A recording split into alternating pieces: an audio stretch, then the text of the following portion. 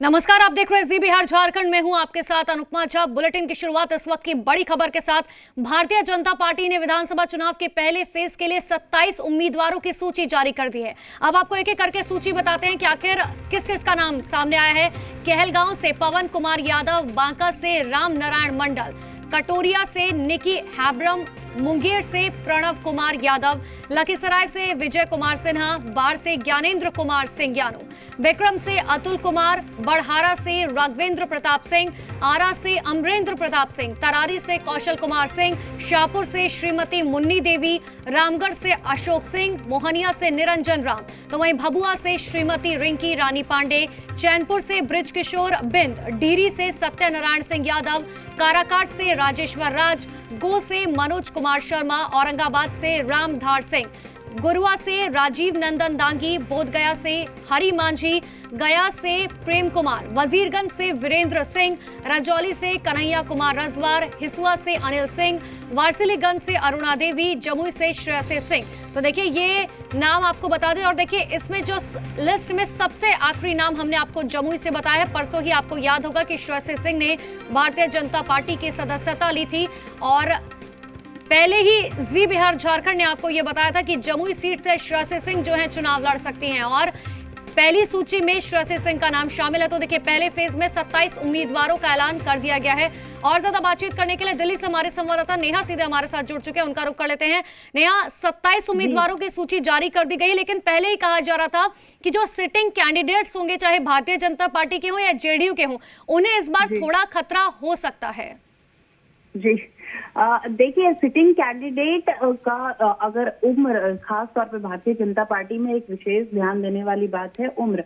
अगर sitting candidate कम उम्र के हैं तो उन्हें बहुत ज्यादा खतरा नहीं होगा। जैसे सूची में आप अरुणा देवी का नाम देख रहे हैं, ये रिपीट हुई हैं और श्रेयसी सिंह नई आई हैं। हालांकि इनका पॉलिटिकल बैकग्राउंड इसी पार्टी से रहा है और आगे भी अगर आप देखेंगे तो इसमें कई सिटिंग एमएलए भी है जो रिपीट हो रहे हैं। हालांकि नए चेहरों को भी खूब मौका मिल रहा है भारतीय जनता पार्टी से और खास तौर पे बात यह है, वैसे चेहरों को भारतीय जनता पार्टी ने इस बार मौका दिया है जिनमें पोटेंशियल दिख रहा है। और उम्र को खास तौर पर भारतीय जनता पार्टी हमेशा से, लोकसभा चुनाव में भी अगर आपको ध्यान होगा तो 65 से ऊपर उम्र दराज वालों को भारतीय जनता पार्टी उतना पसंद नहीं करती है वो टिकट देने के लिए, क्योंकि काम और मेहनत और मैदान, इन चीजों को भारतीय जनता खास तौर पर ध्यान देती है कि कौन से उम्मीदवार कितने पोटेंशियल के होंगे जो ज्यादा से ज्यादा मेहनत कर सकते हैं और एक कैडर भारतीय जनता पार्टी का हमेशा से तैयार करने की कोशिश करेंगे।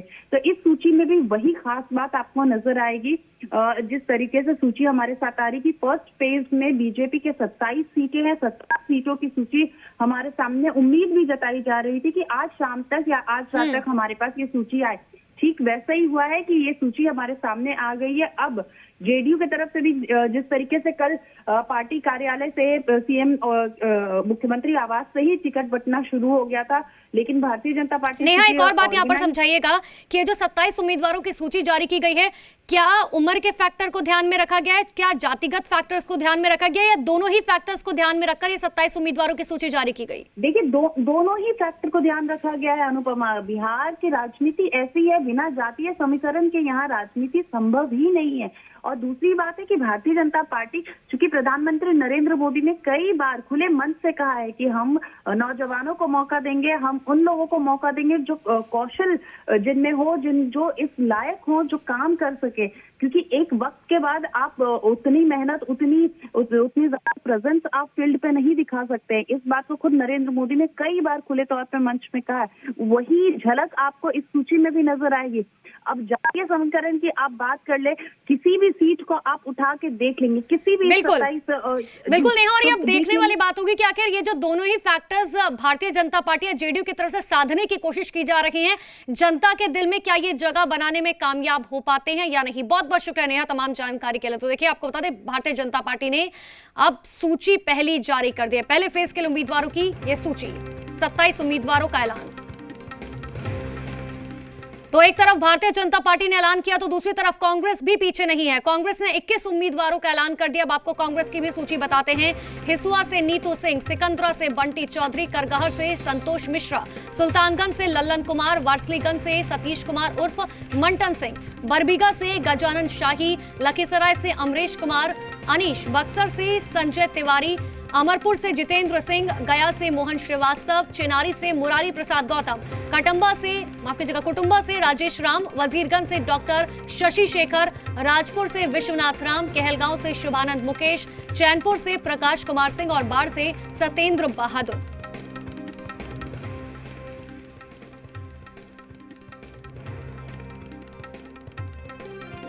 मैं हिसुआ विधानसभा 236 की प्रत्याशी हूँ। मुझे कांग्रेस पार्टी महागठबंधन उम्मीदवार बनाई है और मेरे क्षेत्र में बिहार बदलो नीतीश बदलो का नारा है और मैं आज यहाँ पे सब लोगों को विश्वास दिलाती हूँ कि मैं रिकॉर्ड वोट से चुनाव जीत के आऊंगी। कल हमारा नॉमिनेशन है 7 तारीख को और मुझे जनता का, कार्यकर्ता का और साथ साथ अपने शीर्ष नेता का, आलाकमान का आज जो मुझे संदेश मिला है, मैं इससे काफी आभार व्यक्त करता हूं और जीत हमारी होगी क्योंकि ये लड़ाई जनता के लिए हम लोग लड़ेंगे। सभी को मैं तहे दिल से धन्यवाद देता हूं, नेतृत्व को धन्यवाद देता हूं कि मुझ जैसे एक छोटे से कार्यकर्ता को और इतने कम उम्र के कार्यकर्ता को, एक यंग कार्यकर्ता को उन लोगों ने चुना, एक मौका दिया है। वारसलीगंज विधानसभा से मुझे कांग्रेस पार्टी ने चुनाव लड़ने के लिए भेजा है और मैं आभार व्यक्त करता हूं नेतृत्व का और साथ साथ बड़े भाई डॉक्टर अखिलेश प्रसाद सिंह का। बहुत खुशी की परिस्थिति और जेडीयू में हम थे जरूर, हमारी पहचान कांग्रेस से है, जेडीयू से हमारी पहचान नहीं है।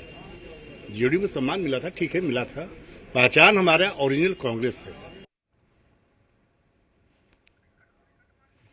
और इसी खबर पर और ज्यादा बातचीत के लिए हमारे संवाददाता आशुतोष हमारे साथ फोन लाइन पर जुड़ चुके हैं। आशुतोष, कांग्रेस को के पास वैसे तो 70 सीटें हैं, 21 उम्मीदवारों की सूची अभी जारी की गई है, लेकिन कांग्रेस के ऊपर हमेशा से परिवारवाद का आरोप लगता हुआ दिखाई दिया है। क्या इन 21 उम्मीदवारों की लिस्ट में परिवारवाद की झलक कहीं दिखाई दे रही है?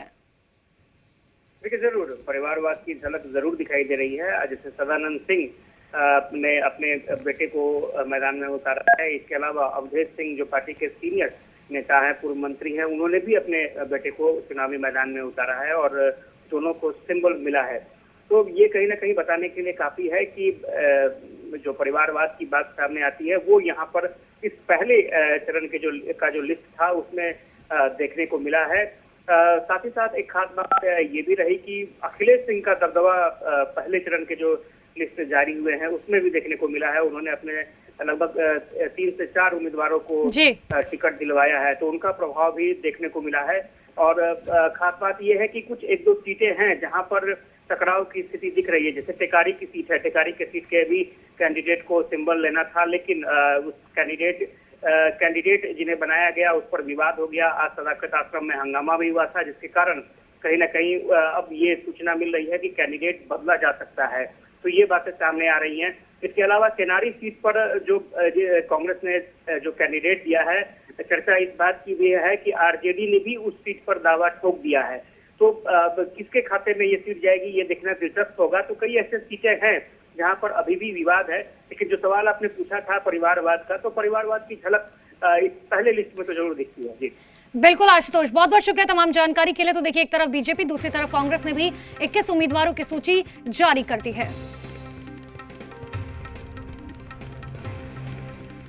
और अब आपको एक और सूची दिखाते हैं। दरअसल ये सूची जेपी सुप्रीमो पप्पू यादव ने अपनी पार्टी के उम्मीदवारों की पहली लिस्ट जारी कर दी है। 33 उम्मीदवारों की पहली सूची जारी की गई है पप्पू यादव की तरफ से। तो देखिए, आपको बता दें कि 33 उम्मीदवारों की लिस्ट जारी की गई है, यानी कि कोई भी रेस में पीछे नहीं रहना चाहता। सबसे पहले भारतीय जनता पार्टी, कांग्रेस और अब जेपी सुप्रीमो पप्पू यादव ने पहली सूची जारी की है। 33 उम्मीदवारों की यह सूची जो है जारी की गई है। सबसे बड़ा माफिया राज दुनिया का, सबसे बड़ा मर्डर और बलात्कार इस दुनिया का, और सबसे बड़ा भ्रष्टाचार नीति आयोग के मुताबिक अविश्वसनीय गठबंधन। 2 बैनर पर एक चेहरा नरेंद्र मोदी का। इससे साफ जाहिर है कि जनता को ठगा जा रहा है। एनडीए में सीटों को लेकर सस्पेंस आखिरकार खत्म हो गया। एनडीए में आज सीटों का बंटवारा हो गया। जेडीयू और भारतीय जनता पार्टी के बीच 50-50 फॉर्मूले पर सहमति बन गई, जिसके तहत जेडीयू के खाते में 122 जबकि बीजेपी के कोटे में 121 सीटें गईं। एनडीए में सीटों का बंटवारा 2020 घमासान में 50-50 का फॉर्मूला। जेडीयू को 122, बीजेपी को 121 सीटें। महागठबंधन के बाद आखिरकार एनडीए में भी सीटों का बंटवारा हो गया। सीट बंटवारे का ऐलान पहले ही हो चुका होता, लेकिन एलजेपी की वजह से पेंच फंस गया था। एलजेपी के बाहर जाने के बाद एनडीए में सीट बंटवारे का फॉर्मूला बनाना आसान हो गया और फॉर्मूला बना 50-50 का। हमको जेडीयू अपने कोटे से टिकट देगी, जबकि वीआईपी को बीजेपी अपने कोटे से। ग्राफिक्स के जरिए आपको एनडीए में सीट बंटवारे का गणित बताते हैं। जेडीयू को 115 सीटें मिली हैं, बीजेपी को 121 सीटें मिली हैं। हमको जेडीयू ने अपने कोटे से 7 सीट दी है। वीआईपी को बीजेपी अपने कोटे से सीट देगी। वीआईपी को कितनी सीट मिलेगी, इसका ऐलान फिलहाल नहीं हुआ है। जो जनता दल यू है उसके जिम्मे 122 सीटें दी गई हैं और उसी के अंतर्गत हम पार्टी को, जीतन राम मांझी जी की पार्टी को, उसी के अंतर्गत हम लोगों ने 7 सीटें दी। भारतीय जनता पार्टी के पक्ष में 121 सीटें हैं और उसी के अंतर्गत इन लोगों की बातचीत जो इन्होंने बताया कि अंतिम चरण है विकासशील इंसान पार्टी के साथ, उसी के अंतर्गत उनको सीटें देंगी। इस मौके पर डिप्टी सीएम सुशील मोदी ने कहा कि विपक्ष में हिम्मत है तो बुनियादी मुद्दे पर चुनाव लड़कर दिखाएं। और मैं तो विपक्ष को चुनौती देता हूं कि हर चुनाव में सड़क, बिजली, पानी ये मुद्दा होता है। अगर हिम्मत है तो बिजली को मुद्दा बनाएं, सड़क को मुद्दा बनाएं। अगर हिम्मत है तो पानी को मुद्दा बनाएं, कोरोना का मुद्दा बनाएं, बाढ़ को मुद्दा बनाएं। भले ही महागठबंधन और एनडीए में सीटों का बंटवारा हो गया हो, लेकिन कौन सी सीट किस पार्टी के खाते में जाएगी और वहां से उम्मीदवार कौन होगा, इसे लेकर दूसरे दौर का विवाद देखने को मिल सकता है। रजनीश, जी मीडिया, पटना। सीट बंटवारे के बाद अब पीएम नरेंद्र मोदी के नाम पर बीजेपी और एलजेपी में विवाद छिड़ गया। एलजेपी अध्यक्ष चिराग पासवान ने इस बात के संकेत दिए कि वो चुनाव प्रचार में पीएम मोदी के नाम का इस्तेमाल करेंगे। वहीं बीजेपी ने इस पर कड़ी आपत्ति जताई।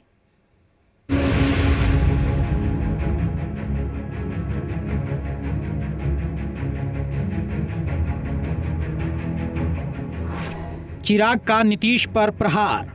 उम्मीद बहुत थी हमारे आज के मौजूदा मुख्यमंत्री जी से, मेरी खुद की बहुत उनसे उम्मीदें थी, अपेक्षाएं थी। पीएम मोदी के सहारे एलजेपी में मेरे प्रधानमंत्री आदरणीय नरेंद्र मोदी जी पर है और मुझे पूरी उम्मीद है, पूरा विश्वास है कि जिस सोच को वो धरातल पर उतारना चाहते हैं। मोदी पर बीजेपी एलजेपी में घमासान कि ये जो 4 दल मिलकर चुनाव लड़ रहे हैं, यही लोग केवल प्रधानमंत्री के चित्र का इस्तेमाल कर सकते हैं। आप कोई के मन में क्या बात है, इससे हमारा कोई लेना देना नहीं। एनडीए से अलग होने के बाद चिराग पासवान जहां लगातार सीएम नीतीश पर हमला बोल रहे हैं, वहीं पीएम मोदी का गुणगान कर रहे हैं। चिराग पासवान ने एक बार फिर नीतीश कुमार के नेतृत्व पर सवाल उठाते हुए पीएम मोदी के विजन को बिहार में लागू करने का संकल्प दोहराया। उम्मीद बहुत थी हमारे आज के मौजूदा मुख्यमंत्री जी से, मेरी खुद की बहुत उनसे उम्मीदें थी, अपेक्षाएं थी, पर 2005 से लेकर 2020 तक का अगर आप उनका कार्यकाल देखें तो मुझे नहीं लगता कि जितनी उम्मीदें मुझे एक बिहारी होने के नाते या बिहार की जनता को थी, उन उम्मीदों पर वो खरा उतर पाए हैं। जिस सोच के साथ उन्होंने पहली बार कहा था कि जब डबल इंजन की सरकार होगी, तो सही मायनों में वो डबल इंजन की सरकार जब केंद्र की तर्ज पर भारतीय जनता पार्टी जिस तरीके से प्रदेश का नेतृत्व कर रही है, अगर बिहार में भी भारतीय जनता पार्टी उसी तरीके से हमारे प्रदेश का नेतृत्व करे, तो जो सोच हमारे प्रधानमंत्री जी की है उसको पूरी तरीके से धरातल पर उतारा जा सकता है। चिराग पासवान पीएम मोदी के सहारे चुनावी नैया पार लगाने की कोशिश में जुटे हैं, जिस पर बीजेपी ने ऐतराज जताया है। बीजेपी ने एलजेपी को यह साफ हिदायत दी है कि वो पोस्टर बैनर में पीएम मोदी का इस्तेमाल ना करें। यही नहीं, मोदी जी से बैर नहीं, नीतीश आपकी खैर नहीं नारे पर भी बीजेपी ने ऐतराज जताया है। हालांकि एलजेपी अभी भी इस बात पर कायम है कि पीएम मोदी का इस्तेमाल गलत नहीं है। रामविलास पासवान जी अभी जो राज्यसभा में पहुंचे तो बिना जेडीयू के मदद के पहुंचे। आप जरा बताइए तो कै गो सीट है बिहार विधानसभा में?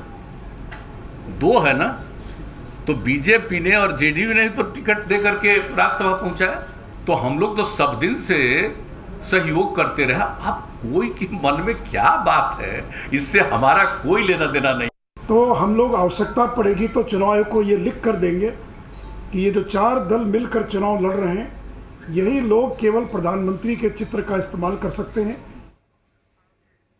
वहीं एलजेपी प्रवक्ता संजय जयशराफ ने क्या कुछ कहा वो भी आपको सुनाएंगे। एक छोटा सा ब्रेक, फौरन लौट रहे हैं।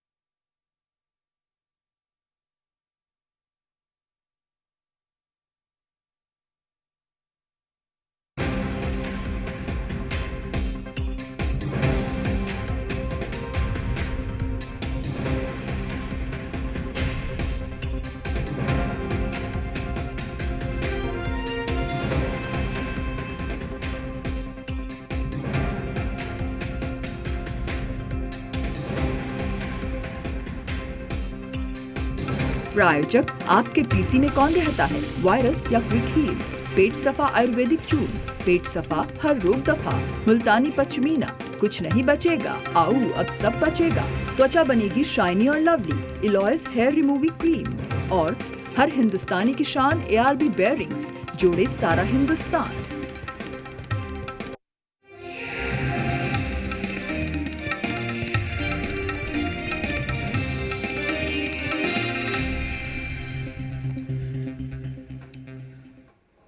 एलजेपी प्रवक्ता संजय शराफ ने कहा कि चुनाव प्रचार में पीएम मोदी के नाम का इस्तेमाल होगा या नहीं, ये पार्टी के राष्ट्रीय अध्यक्ष चिराग पासवान तय करेंगे।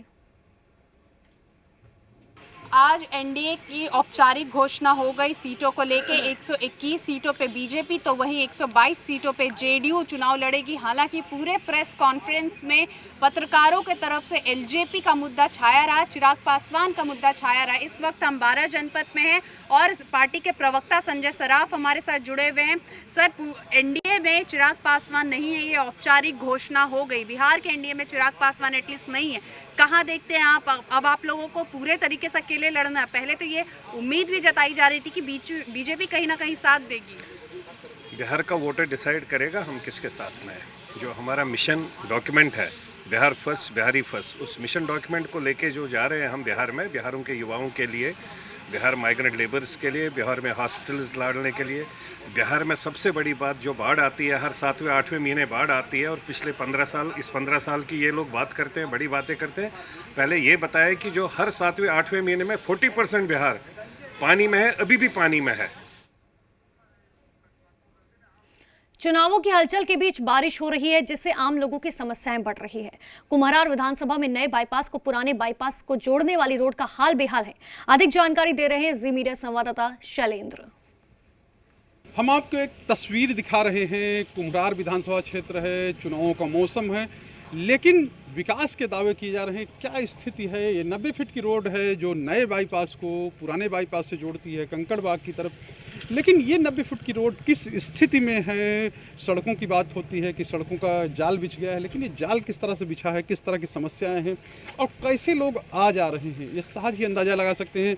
जो मोहल्ले की सड़कें हैं, भागवत नगर का इलाका है, यहाँ पूरे में पानी भरा हुआ है। साथ विनोद जी हैं, विनोद जी भी इस बार चुनाव में उतरे हैं और ये एक तरह से कहें कि जगह जगह जाके लोगों से वोट मांग रहे हैं। अच्छा विनोद जी, ये बताइए कि ये स्थिति है और इस स्थिति में आप लोग रहते हैं, क्या लगता है? ये बहुत दिन हो गया, ये आज से नहीं है। ये एक बार बना था 2-3 साल पहले, 90 फीट रोड इसको बोलते हैं। ये कंकड़बाग से चलता है और न्यू बाईपास तक जोड़ता है। 90 फुट का रास्ता है ये, और हमको लगता है कि 3-4 साल से ऐसे ही है। 3-4 बदल पाइएगा इसको आप लोग? जब सरकार चेंज होगा, जब विधायक चेंज होगा, यहाँ जनप्रतिनिधि चेंज होगा, तभी बन पाएगा। अच्छा, लगता है आपके ये जो प्लान में कि इस तरह की गंदगी है, तो पानी है, 5 मिनट पानी बरसता है, सब चीज़ें खराब हो जाती है?